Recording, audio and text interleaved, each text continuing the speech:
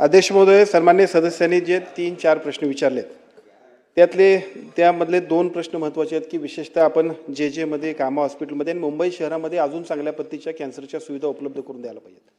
खरं तर मुंबई महानगरपालिका आणि त्यांच्या आयुक्तांबरोबर बसून आपण या सगळ्या गोष्टींवरती एखादी जर बैठक घेतली आणि त्याच्यावरती जर काय स्पीडअप करण्यासाठी सूचना दिल्या, आदरणीय नगरविकास मंत्री आणि उपमुख्यमंत्री एकनाथजी शिंदे साहेबांना सुद्धा त्या बैठकीला बोलवलं तर फंड्स आणि डिसिजन अशा सगळ्या गोष्टी केल्या तर ह्या गोष्टी खूप महत्त्वाच्या आहेत. आणि या केवळ तुमच्यासाठी महत्त्वाच्या नाहीत, मुंबईतल्या नागरिकांच्यासाठी तरी महत्त्वाच्या आहेत.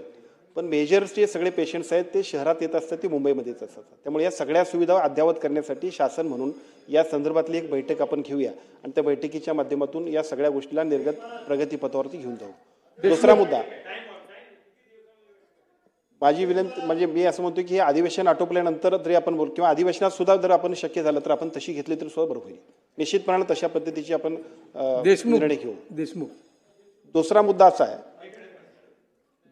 असा आहे की आपण सांगितलं की या सगळ्याबद्दल ज्या आपण औषधं देतोय त्या औषधाच्या एकूण खर्चाबद्दल सुद्धा बोललं. खरं तर MJPGYची आमची जी काही योजना आहे, महात्मा फुले जीवनदायी योजना असेल किंवा आता आयुष्यमान भारत बरोबर आपण ही जी योजना जोडली, या योजनेमध्ये या सगळ्या औषधांच्या बद्दलची सूचना आम्ही दिलेली आहे.